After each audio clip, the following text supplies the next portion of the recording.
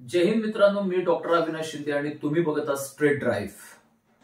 मित्रांनो, काही हॉलिवूड पत्रांमध्ये तुम्ही दृश्य बघितली असतील की जेम्स बॉन्ड जातो आणि जेम्स बॉन्ड कुठेतरी बाहेरच्या देशामध्ये गेलेला असतो. त्याला इंग्लंडनं कामगिरी सोपवलेली असते आणि तो तिथं जातो आणि कामगिरी फत्ते करून येतो. कामगिरी फत्ते करून येतो म्हणजे काय करतो, तर इंग्लंडचा जो शत्रू राष्ट्र असतं आणि तिथून ज्या कारवाया होत असतात तर तिथल्या हेरांना मारण्याची कामगिरी जेम्स बॉन्डला सोपवलेली असते आणि जेम्स बॉन्ड अत्यंत ती चोखपणे कामगिरी पार करतो आणि परत येतो. मिशन इम्पॉसिबल टॉम क्रूजचा जो चित्रपट आहे तर ती सिरीज देखील आपण बघितली असेल.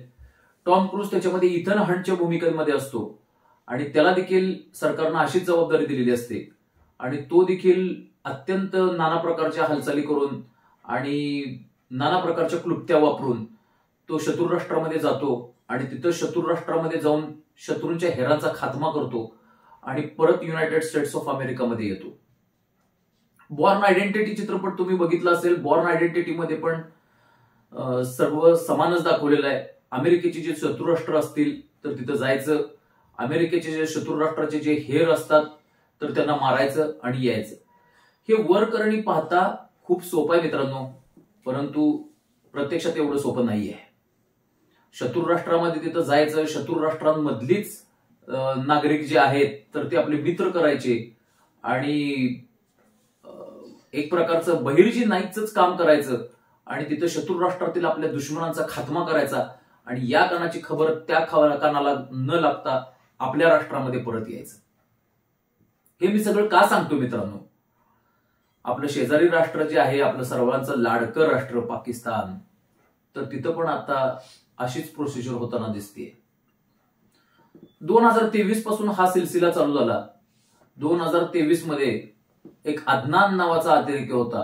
त्या अदनान नावाच्या अतिरेकानं उधमपूरमध्ये फार मोठी भूमिका बजावली होती आणि सीआरपीएफच्या कॅम्पवरती हल्ला केला होता आणि 15 ते 20 जवान आपले शहीद झाले होते.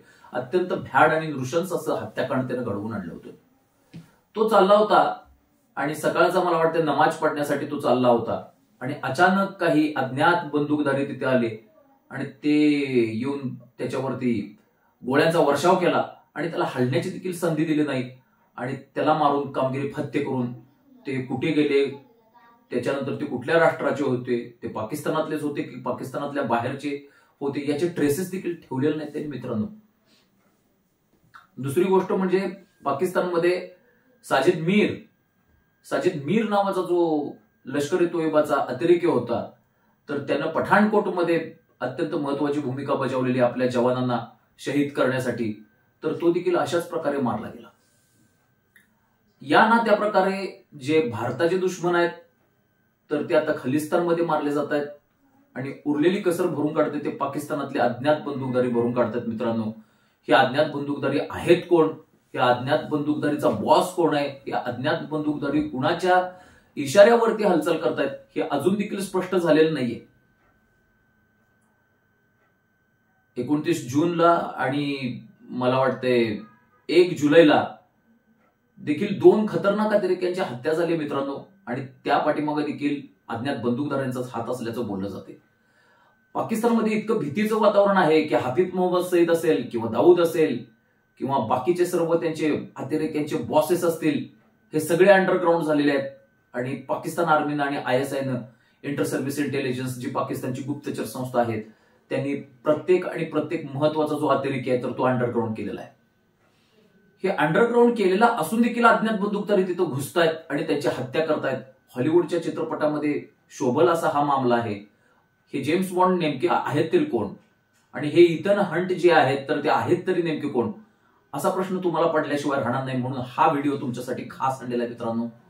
या व्हिडिओमध्ये आपण हे विश्लेषण करणार आहोत की हे अज्ञात बंदूकधारी नेमके कोण आहेत. मित्रांनो, तुम्हाला माहिती आहे CIA, सेंट्रल इंटेलिजन्स एजन्सी, म्हणजे अमेरिकेची गुप्तचर संस्था.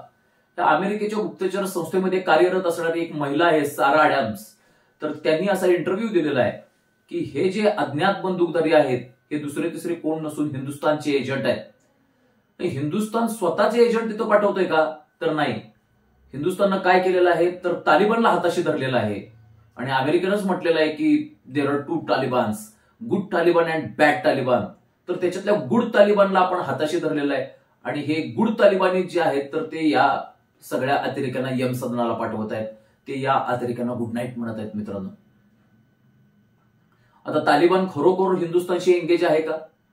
तालिबानवरती खरोखर हिंदुस्थानचं नियंत्रण आहे का? आणि तालिबानची आणि हिंदुस्थानची खरोखरची युती झालेली आहे का? तर याचं उत्तर नकारार्थी देणं शक्यच होणार नाही, कारण राजकारणात आणि युद्धात काही एक क्षम्य असतं आणि काही घडू शकतं. एक 5 वर्षापूर्वी कुणी जर आपल्याला सांगितलं असतं की उद्धव ठाकरे हे काँग्रेस आणि राष्ट्रवादीच्या वळचणीला लागणार आहेत, तर त्यावेळेला त्या माणसाला खुळ्यात काढलं गेलं असतं. त्या पद्धतीनं भारत आणि तालिबानची युती होणार आहे हे एक 3-4 वर्षापूर्वी कुणी जर आपल्याला सांगितलं असतं तर आपल्याला ते पटलं देखील नसतं. परंतु सारा ॲडम्सच्या खुलाशानुसार याच्यावरती थोडाफार विश्वास ठेवावा असं मला वाटतंय, कारण सारा ॲडम्सनं अत्यंत महत्वाचा खुलासा केलेला आहे. जे अतिरेकी मारलेले आहेत, एकतर ते हिजबुल मुजाहिदीनचे आहेत, एकतर ते जैश मोहम्मदचे आहेत, एकतर ते लष्कर ए तोयबाचे आहेत, किंवा एकतर ते टीआरएफचे आहेत. टीआरएफ म्हणजे हाफिज मोहम्मद सईदनं स्थापन केलेली एक दुसरी अतिरेकी संघटना आहे. जमात उद दवा आणि लष्कर ए तोयबा याच्या व्यतिरिक्त तो आणखीन एक संघटना चालवतो, त्याचं नाव टीआरएफ आहे. हरकतुल मुजाहिदीन नावाची आणखीन एक संघटना आहे, त्याच्यामध्ये बहुसंख्य तालिबान्यांचा भरणा आहे. आणि मित्रांनो, योगायोगानं या संघटनेचे कुणीही पदाधिकारी किंवा या संघटनेचे कुणीही अतिरेकी मारले जात नाहीयेत. तर त्याचंच कारण आहे ते म्हणजे हिंदुस्थानची आणि तालिबानची युती झालेली आहे काय, की अशी शक्यता सारा ॲडम्स यांनी बोलून दाखवलेली आहे. आता हे तालिबानवाले नेमके आहेत कोण ते जाणून घेण्यासाठी आपल्याला 1995-96 मध्ये मागे जावं लागेल मित्रांनो. 1995-96 मध्ये मुल्ला मोहम्मद ओमर यानं तालिबानची स्थापना केली. तालिबान प्रकाश होतात आलं ते म्हणजे आपलं IC-814 नावाचं एक विमान होतं, त्याचं अपहरण केलं गेलं आणि त्या अपहरण केलेल्या प्रवाशांना ओलीस ठेवलं गेलं आणि त्या ओलीस ठेवलेल्या प्रवाशांच्या बदल्यात आपण खतरनाक अतिरेक्यांची मुक्तता केली तत्कालीन वाजपेयी सरकारनं. त्यापैकी एक अतिरेकी होता जैश ए मोहम्मदचा आत्ताचा सध्याचा संस्थापक सदस्य मौलाना मसूद अझहर, आणि दुसरा होता तो अब्दुल अली झरकर. अब्दुल अली झरकर जो होता तर तो जे अमेरिकेमध्ये अटॅक्स झाले होते 9/11चे, तर त्याच्यामध्ये एक मास्टर माइंड होता. मौलाना मसूद अझहर हा कुठे असतो, काय करतो, आता सध्या कुणालाही माहिती नाहीये, कारण बालाकोटमध्ये जे एअर स्ट्राईक केले होते मोदी सरकारनं मित्रांनो, तर त्याच्यामध्ये मौलाना मसूद अझहर मारला गेला अशी आपल्या गुप्तचर संस्थेची खबर आहे. ना मौलाना मसूद अझहरचं कुणाला नख दिसलं, ना त्याने कुठल्या रॅलीज कंडक्ट केल्या, ना त्यानं कुठं भाषणं ठोकलेली आहेत, नाहीतर तो हिंदुस्थान विरोधी आणि पाकिस्तानच्या बाजूनं आणि काश्मीरमधल्या लोकांच्या बाजूनं तो कायम गरळ ओकण्यास पटाईत होता आणि त्याची गरळ ओकणारी खूप भाषणं व्हायरल व्हायची. परंतु आता सध्या त्याचं एकही भाषण आपल्या समोर आलेलं नाहीये. त्यामुळं आपण असा निष्कर्ष काढू शकतो की मौलाना मसूद अझहरला गुड नाईट कोणीतरी म्हटलेलं आहे. आता पुढे काय होणार मित्रांनो याचं, या अज्ञात बंदूक जरी आहेत तर त्यांनी अत्यंत महत्वाची भूमिका बजावलेली आहे. सरबजीत सिंग हा आपला एक नागरिक त्या तुरुंगामध्ये खितपत पडला होता. हिंदुस्थानच्या सरकारनं कितीतरी वेळा पाकिस्तानच्या सरकारला निवेदन केलं की तुम्ही सरबजीत सिंग हा निरपराध आहे, सरबजीत सिंग हा इनोसंट आहे आणि तुम्ही त्याला सोडा, परंतु पाकिस्तान सरकारनं ते मागणं ऐकलं नाही. आणि या उलट सरबजीत सिंगची तुरुंगामध्ये एकदम निर्घृणरीतीनं हत्या करण्यात आली आणि त्याच्यामध्ये आमिर सरफजादा उर्फ तांबा हा अतिरेकी त्याच्यामध्ये इन्व्हॉल्व होता मित्रांनो. या आमिर तांब्याची देखील कोणीतरी गेल्याच वर्षी 2023 मध्ये हत्या केली आणि ते कुठून आले, त्यांनी कशी हत्या केली आणि ते कुठे गेले याच्याविषयी काहीच उल्लेख नाहीये, याच्याविषयी काही ट्रेसेस देखील लागत नाहीयेत. एक दुसरी थिअरी अशी आहे की ISIलाच आता यांचा भार नकोसा झाल्यामुळं, ISIच्या एक खांद्यावरचं एक ओझं बनल्यामुळे, ज्याला आपण लायबिलिटी ऑन द शोल्डर्स म्हणतो, तर त्या पद्धतीनं बनल्यामुळं ISIच यांचा खात्मा करते, याच्यामध्ये हिंदुस्थान सरकारचा कुठलाही हात नाहीये, अशी देखील एक थिअरी आहे मित्रांनो. थिअरी काही असू देत, क्रिकेटमध्ये एक म्हण आहे मित्रांनो की runs must become doesn't matter how they come. Runs आल्या पाहिजेत, त्या कशा कव्हर ड्राईव्ह चांगला मारल्यामुळं येऊ देत किंवा पाठीमागे चायनीज कट लागून विकेट किपरच्या हातातून सुटल्यामुळे चौकार जाऊ देत, रन्स ह्या आल्या पाहिजेत. Runs must come doesn't matter how they come. त्या पद्धतीनं पाकिस्तानी हे जे अतिरेकी आहेत त्यांना ठोकलं गेलं पाहिजे. ते हिंदुस्थानचे जे स्पाईज आहेत किंवा हिंदुस्थानचे हेर काम करत असतील किंवा अन्य कोणी काम करत असतील त्याच्याशी आपल्याला मतलब नाहीये. पाकिस्तानमधील हे जे अननोन गनमॅन आहेत तर ते हिंदुस्थानसाठी एक वरदान बनून आलेले आहेत. नाही म्हटलं तरी 100च्या वरती जे अतिरेकी आहेत तर ते त्यांनी यमसदनाला पाठवलेले आहेत. आता पुढचा नंबर लागतोय हाफिज मोहम्मद सईदचा. मित्रांनो, हाफिज मोहम्मद सईदचा नंबर कधी लागण्याची शक्यता आहे? जो लष्कर-ए तोयबाचा संस्थापक सदस्य आहे आणि जमात उद दवा आणि TRF यांच्यासारख्या संघटनाचा तो संस्थापक आहे. काश्मीरमध्ये हल्ले प्लॅन करणे, काश्मीरमध्ये हिंदूंच्या नृशंस हत्याकांडासाठी जबाबदार आणि भारताविरोधात भाषणं देणं, भारताविरोधात भडकाऊ भाषणं देणं आणि आंतरराष्ट्रीय पातळीवरती काश्मीरचा प्रश्न जो आहे तर तो ऐरणीवरती आणणं, याच्यामध्ये लष्कर-ए तोयबाची भूमिका जी आहे तर ती ऐरणीवरती आहे.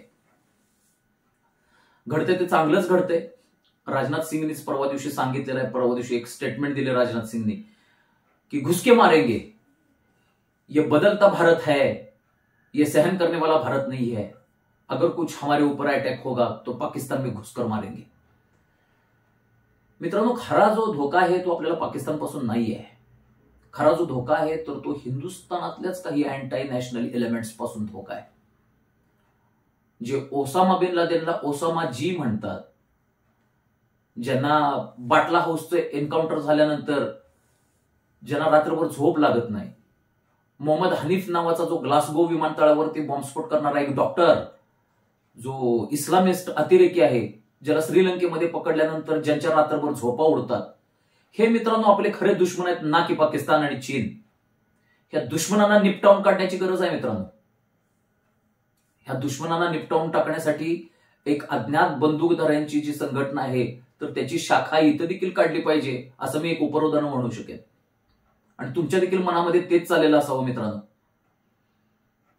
अज्ञात बंदूकधारांच्या बद्दल जेवढं बोललं जाईल तेवढं कमी आहे. आणखी काही आठवडे द्या, अज्ञात बंदूकधारांच्या आणखी काही बातम्या तुम्हाला मी व्हिडिओद्वारे सामोरं आणीन.